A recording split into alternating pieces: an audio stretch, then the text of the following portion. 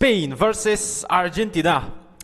Argentina kha an van ne lo rap thak turu ngai ve ni zan khat chela ngai na lo 1-0 chaw lom point ti mai the ama ro chu 1-0 lam pang kha ni lo avan rap thak ngai ni zan kha chu kan ron riek sepang he video hian chumi ma chon he kan en photang I hun nei na zirlo wangin ini samhan lo ni mai thei I har sana chingfel turin Titan RK Construction an ome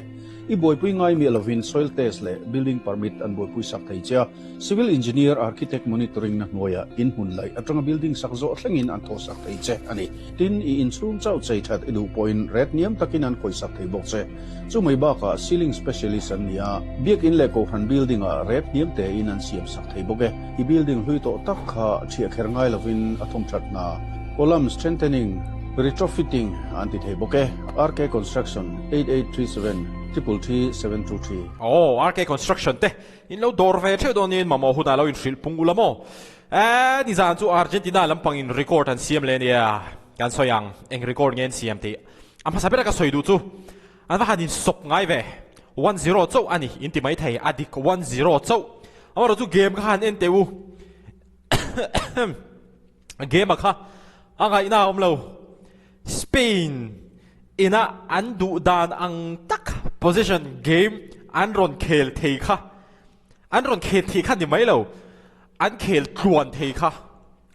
arab thak tru bru ni zan kha chu tu ti min nge system nei thazok ti kha alang chiang khop mai ani Spain lampang hianin voisom pakhat hi goal zone an pe da ni Argentina in 0 Argentina record team nei an sayang Spain ina an shot zong som ni ania Argentina hem voi thum cha an pe da chu po goal zone an la pet lo zui oi angai na am lo chon he thi la hi hey possession hi hemi hi mo Spain 68% Argentina 32% wow Arab thalo to hei tak hi dia Spain hianin an mani game possession game an khelani vai chuan Argentina tan hianin apoyang ni sana po han kalau ti ve ni vatat mai na Spain hianin an play nang takin an game hi an ron khela khai rap thak turu bru ni san kha chu chuanin a fall thua hi chuanin a team pani te an fall ngun khop maya Argentina voisom ni palian fall Spain voisom ni pakhat ma se fall rawa chuan Argentina te fall dan kha araf de ubik ni na lang a chan chu yellow card voinga red card pakhat red card phei kha chu a om ngoi zeb lo chon Frank de win ka soyang ni san khan Argentina player te khan karin ain red card an futlem I chan lo po min te mai thema ro chu ni zan tak kha chuanin Argentina te kha an chak ka ring zo ka Messi te kha chan zo ka ni amaro chu game han en reng khanin Argentina te kha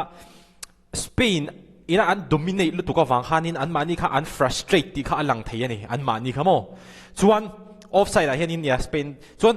ni zana Argentina a player khel thaber tungai threm an goalkeeper bak a player khel tha kha ni zana khana nomlo an goalkeeper kha khel thalo phaise chu 3-0 4-0 tine ni theina chan sa sang lu tuk no Martinez Argentina tan chuan in zan kha khel tha thot voisom pakhat lai a safe ani khatia kan soilai khanin Spain goalkeeper hianin voi khat ma safe tur po nei lo chuti khop chuanin Spain defense kha a khong ani an react chho thani la Argentina hianin record an siama omje chu kum sakhat zakwa som ruk paruk nuwa hian Argentina hianin tum thum ngot mai World Cup final a goal zone pet la win tiang hianin game an ting khatha hiani hi Argentina record ani sakhat zakwa som kwa sak ni som pali le sak ni som ni parukhian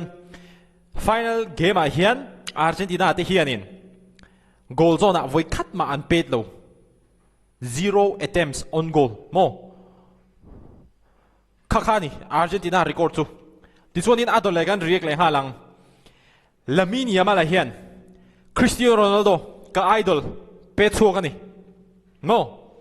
chuan ni zada Lionel Messi Cristiano Ronaldo ka idol ani ma ka idol lo ni ma sa jok Lionel Messi hi Lamine Yamal hen a pe chuak le ani hei hian in a ti lan chian deuh an nei chu kan generation ti mai ang ke ni na kan te atanga te kan lo tlangwal chho thlenga kan lo en ve char thin kha mi generation te kha tu na chuanin it's time to go mo the new generation is here generation thar ron to tu na chuan ke ni na kan lo en ve generation te kha chu tu na chuanin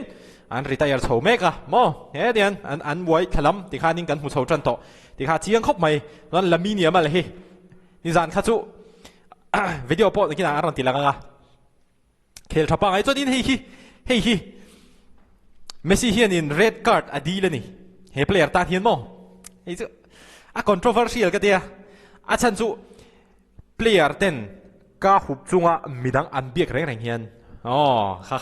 kha FIFA dana chuan khianin a kut khi ti hian a tia chuanin Messi hian referee lam tiang khenin ava bana amaro chu red card chun peta chuang lova khi chu a controversial ve khop mai enge in ngai dan khi Spain defender hianin card mutur anga in ngai em nang manin na comment section ron soi ve reng to hi chu controversial rem khop mai ni za kha chuan Ronaldo le Messi te hianin an ramtan hian kumsan hi som hi paruk World Cup hi an ramtana an khel nun ber ani to mai thei ani Ronaldo le Messi tan hian mo chan chu World Cup le chuanin Ronaldo hi kum som li panga vel tonga Messi hi 39 44 42 40 kum som li pathum velen to don bokani Messi hi mo chu wa chuanin an upato viawanga amaro chu an khel le World Cup voi khat an khel le ve ani chuan a pui vi hei chu mo chu adol le chuan hei hi ni zana Argentina katana pi kan chaklo hi aboi kha khop maya hepa hian in ti hian ron pos ani Argentina really took lessons from Portugal and Bruno Fernandes achan chu Portugal te kha nga tinge kan ti chuanin ball kha pass phe ai khan in defense ta han pass phe le zel ni helo na ro video kan play anga tian through ball pe phe na lutuk te tlang phe pui dur ni cross lu tur ni ke enge ti a pass le what the mo am pass le dei mai ani iki two style nge di zonin Bruno Fernandes ate how style ani mo midam takina Portugal kan soisel na kha ani le ta chi ani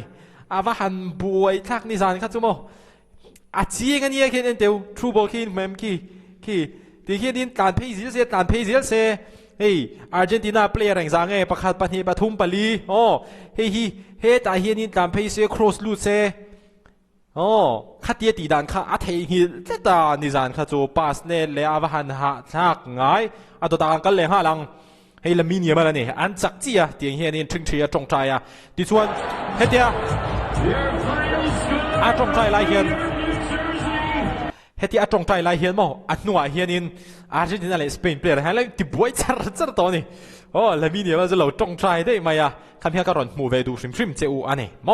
là mini mà xuân hey kan en liang hey Trudonio yes Yamal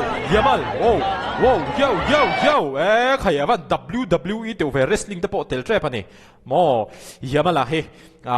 an dang ne lo dewa chu wan zo nen khai physical cop mai ni jang ha chu Argentina de mo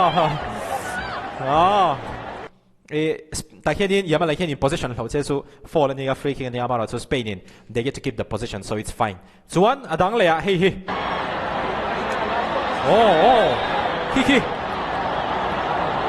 yo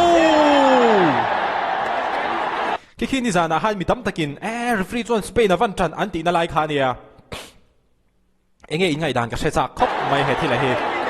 he player thau hi nia Messi he tia ti chunga và betu hamo Messi na kai betura referee angen nakha kiki voi khat en non leila mo ke ma na ka she thiam dan ka soyanga in ngai dan ni ve nge ni ve lo heo Yamal la po he nek sok mai ne mo yo physical rem khop mai ni jang ha chu Yamal laughing akal san dai mai voi khat kan en liang ka she thian dan chon missing en tian bola peta chuan Spain defender lu hi lo en reng ro hi in hwe ma lu hi ball khi en vengar ngar heta hianin player a om don ti kha a hre chuang lo mo en char ula di khan Avanek Argentina player avasut thu kheng khan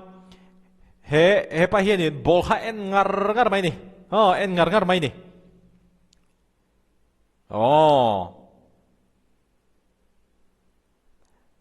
ball kha han kha nia leba han controversial le de chumo ta hian in referee khian free kick te han pe se chu game te khi chu chete chuanin dang ve deuh mai thei ani chuanin mak le deuh chu team thatak takina Portugal te France te mo ta Argentina ni le ta Spain an tuma piang hian an player chadeu pakhat tal hi ani liam ve ji mai ni eni zan apo Argentina player ai liama hemi ka ron soilang tel ve du shim enge om sia po se cholo maro zo ani liam thei khop mai chuan hei hi chu direct red card turanga ka ngai ni hei tak hi chamo Argentina player hi a be la om khop men no la he yo a perno a zo ti der lo ti chieng le tuk Spain player po hemo yo 360 pop maya chuanin hei hi hei kan enang hei ti khianin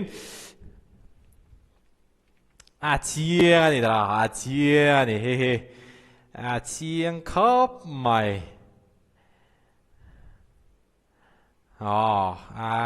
red card pop mai mo chuan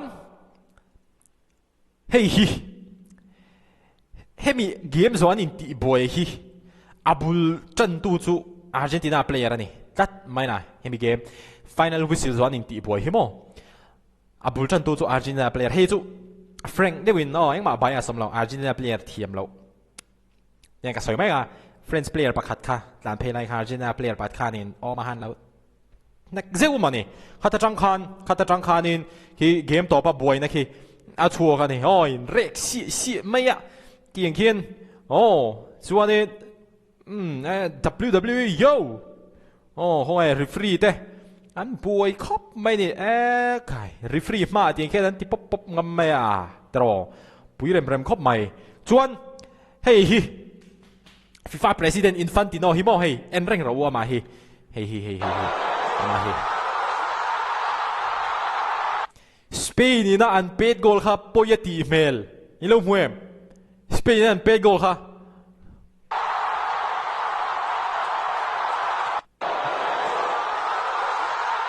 hei hi Instagram a hianin World Cup final post in an ron posa mo hei hi Spain le he said next to Trump this is Morocco game kha hei taka hi chu propaganda ni hi hei taka hi chu propaganda mo ni zan final ha chuan in Trump an thudun mo hei hi tunge all sports route ti hi hei hi chu propaganda page ani hi hei chu propaganda page an ron ti lan tumber chu Spain ina an pet goal kha Infantino hian in poyati ti khan ron ti lan tumania Infantino ina poyati ti an ron ti lan tumna ba khan Infantino hian in Argentina te Messi te atran jok ti an ron ti lan tumna propaganda page ani he thila hi chumo on the spot in kan fin fi ha la ni adole kan le ha lang hei hi boy na ron chuana kha hi hei Argentina player ina lo ti da hai hwem ma hanin an nek zewa kheta chang khian in boina ron chua ka ni hei en ro helai hi hei en ro hei mi te pani kan zoom deu nge ti khian a chiang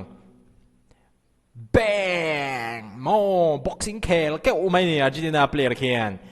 kha nia boy khak thin khop mai adole kan le ha lang let us see what we have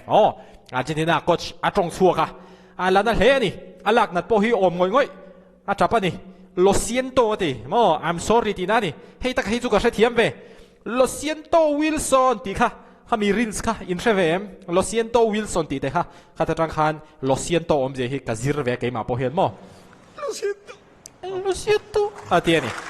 habría que hablarlo yo al presidente. Perhaps we'll have to see. I'm grateful to the president. President Argentina head coach, two president, FIFA president, Argentina president, US president. Let's see. President Bula Lom. Estoy agradecido Scaloni por haberme dado la oportunidad esta de estar en el lugar. Hết tiền din hun thiên thế na turata na opportunity min pe hi kalom ani atian ni. Aro pui khop mai. Aro pui thua suan.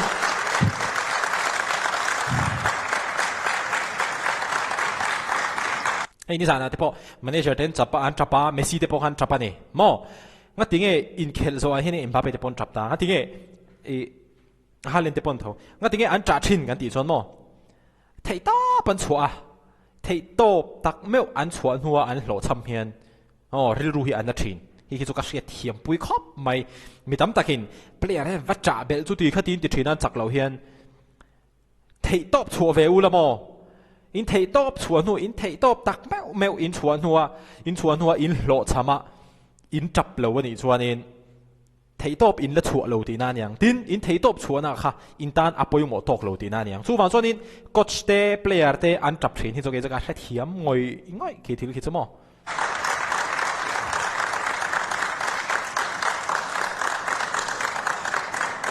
ลุงเช่นเลยเนี่ย el lugar que estoy es el lugar เตียงก็ชิกันในเทฮีมีตั้มตักกินอันดรีมมีมาตานะดรีมเราหลอดลิงตาเนี่ยมา soñado para todos. Hemos intentado hasta el último momento ก็จริงสตาฟแต่ละเพลเยอร์เต้นเทตอบชัวอันชัวตักไม่วะ dar el máximo como cuerpo técnico, los jugadores ต่อเพลงเทตอบกันชัวy creo que es justo que me pueda tomar este tiempo y pensarlo. Este lugar es maravilloso. Es un lugar soñado que en mi vida pensé que a ver si paro porque no soy capaz. 我阿出水嘅年，我唔知你頭腦真，攏切你度去做啲出水地，阿媽攞做阿 dream 一條河頂睇啊，阿攞咩嘛，度那去做年，阿媽嘅年硬啲嘅，我唔識冷地睇，做年度多咗面哈，ทีเลย多咗年啊，he's gonna reflect back on his life，麼哈เดี๋ยวไม่ส่วนนี่จานข้าลมSpanish goalkeeper ปอกค่ะตีตูร์ข้าใช่เรารู้ตัวสันสูอาร์เจนตินาข้านี่อามาละมันเป็ดเวงไอซีแล้วว่าเรา relax เวลครับไม่นี่จานค่ะจูว่าคีสาวมุดหัวเจ็บคีแต่กินนานอะไรมา what a very good nice meme man so next in the game let's go yo Barsi and Rodri has gone down in the centre circle off the ball. Yo. It's a little bit of a bitty start to the second half. คีเนี่ยไปเห็นรีฟรีมันรอนนอร์เพย์ป๊อปจนปากกาเต็มทุเรศ There's a bit of tension building between the two teams. เต็มทุเรศAlmost hit the turf. คีเตียงได้คีจูเจ็บแล้วจวนหมออันรับต่อแล้วตัวคีกัดข้าเง่นี่กัดข้าจูเง่นี่จ้าข้าจูรีฟรีมาคีเตียงก็ตีกันคีจูรีฟรีอาซาโลเลติดานี่มั่วจูฟันส่วนนี้รีฟรีโป๊กขี้นี่กัดอาเปคีจูอาโอบกติปุยนี่ Referee has dipped into his pocket. อาซันจูรีฟรีกัดพอร์ตแล้วจวนthe game could go out of control คีเตียงกัดมังขี้นี่รีฟรีขี้นี่เกมคีcontrol ชามเกมรับลุตุกตูนโฟลและสลุตุกตูนเขาโม่คอนโทรล3 ชามันเองจุลเราเวงไม่ใช่อากิววินมั่วเฮอากิวเฮียนที่เฮียนเราดำจุลเราเวงไม่เสียบเราจนนี้สเปนเพลย์ได้ไปอันนั้นโดนเรานัดจูอันนั้นโดนเมียเราอามาเราจุคิดยังอาร์เจนตินาเพลย์อันเราที่ชิมค่ะหอยเลยแต่อาร์เจนตินาเพลย์นี่ที่เชียร์เจ้าขานี่อันนั้นโดนเราอามาเราจูข้านี่ it's part of the game ส่วนโดนเลี้ยงกันลังเฮ้ยที่เฮียนี่รีฟรินห้ามตบเจ้าเกมจูมินัวทิ้งกันเอ็นซุยข้าลังแต่เฮียนี่รีฟรินเฮียนี่ห้ามตบเราเซ่เฮ้ยละมีเนี่ยมาเฮียนี่ในทรูบอลกัลไปที่โดนย่อเฮ้ยที่เฮียนี่เฮ้ยอันตรงใจข้าแล้วนี่เฮ้ยแต่อย่ามาละโม่เห็นจงใจข้าแล้วที่ขันส่วนของบวยน่ะชัวจันนะคะแต่เฮียนินบวยน่ะชัวโดนนะลมโอ้โหเราวินนอร์ชัวป๊บทำไมให้ล่ะเฮ้ยหันซูมเลยอัง let's go เฮ้ยเร็ pop mai zeb lo chon khi a boina chok chok tu ber chu Argentina player pakhatin Spain player te oma lo nek nge chumwang ha niamo ne boi nuai alom yoนี่สารข้าจูอาร์เจนตินาแล้วปอยเห็นนี่จักโลคันลานาเรมแล้วไม่อันเปลี่ยนเตะจังเฮียนโม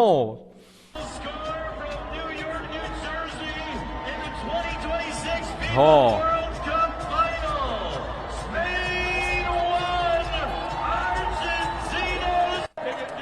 ข้าขายเอ็นจักเริงเชียงเรมฮอปไม่เนี่ยจวนอินอาร์เจนตินาตานาเปลี่ยนเคลทับเบิร์นี่สารนะให้กันเอ็นังอาร์เจนตินาตานาเปลี่ยนเคลทับเบิร์ Bang!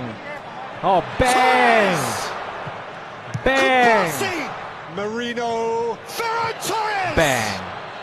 Lamine Yamal! Bang! Safe chat here. Come on, Martinez. Oh, what a save! Amaki, 2022 World Cup. Argentina na ang champion tayo na tulad na player po mo pertesi kami yan eh. Kung minapo hiyanin, Argentina lang pagkanin. Hey, kai kan tete in han khel thave de se chu emo penalty te han pe thei se chu Argentina an chak theina chance kha sang jok em em ani Martinez made quite a journey. Extra time in the World Cup final. Pedri Williams, Martinez again. Reaction time ni pui Ferran Torres, Marino, Williams. amaro chu kha chu an cancel kha ni ta goal khamo chan chu Spain player pakhat khan in Argentina ke kha lo ra saka kha wang khan goal lo ba ni Straight away. And Williams played it in, and Marino. Pedro Porro, Williams. bang Funded into Spain by Ferran Torres. kha chu soi sel bo a goal dan kha chu mo soi sel bo wa ni kha mi kha Martinez akan ron highlight du shim ani chuanin Messi hi buena hi na tel ve du lo ti chiang khop mai hei hmong hian mo he anin ti boi chan ta ni helai hi Messi Messi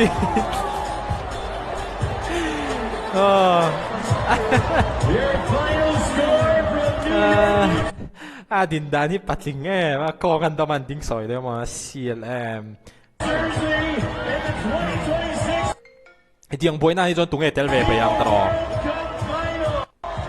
kha mi ha kan ran ti lang le du shim shima to Trump pa hi a boy kha khop mai ni zan kha FIFA president khian in ko ro a hun to lo heta kal so na hun ti a soya tuma Trump pa khian in kalang ve du ti om ni fashion in kal san du mi lo ni heta hian mo ni World Cup no mo yan choi don to Infantino FIFA president khian in ran soi bo tu ni ki an choi to thon local ro ative dai dau ta dễ lâu về quá mày Trump phải hiếm như zana tắc thật chọn cần Trump bây giờ hi chọn in như zan khá chú hết tiếng khi in tầm đó cái gì á hết tiếng khi in tầm đó let's go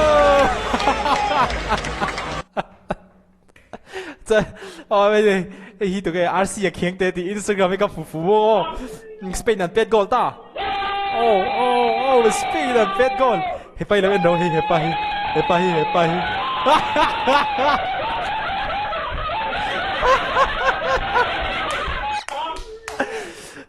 bahal CLM tactic button na to nghe to better mi he in Kel Instagram page trangin wow Spain chak chia chu le yo halpu de kha ang khap mok lo den lo khap lem lo mo abon tru khop mai ni zan kha chu Messi te Cristiano Ronaldo te ke ni la no panatra han tangwa thing kan lo en ve to han generation player te chu tu na chuan in it's time for them to let go let it go tu na chuan in generation thar te tan hun aron in her chuak ta ti hi tun World Cup hianin aron lan chian tir le ani kha ni zan ka reaction chu ani mu nom khop mai Argentina ka chana amaro chu Spain an chaka mu nom ka ti football fans tan chuan in chan big nei lo tan chuan in sang mu nom khop mai ani chan big nei la Argentina chu an chak ring chu wan chuan in ka chan amaro chu Spain an pet gol po hanin hey Portugal ka chana Portugal te an ta ka se om ka ti ve ang khang ka ti chuang lo mo a chan chu Chan bi ka nei lo ha chan bera Portugal den thatoa it's a football fan. It was very good nice match. Oh video la im hola thau no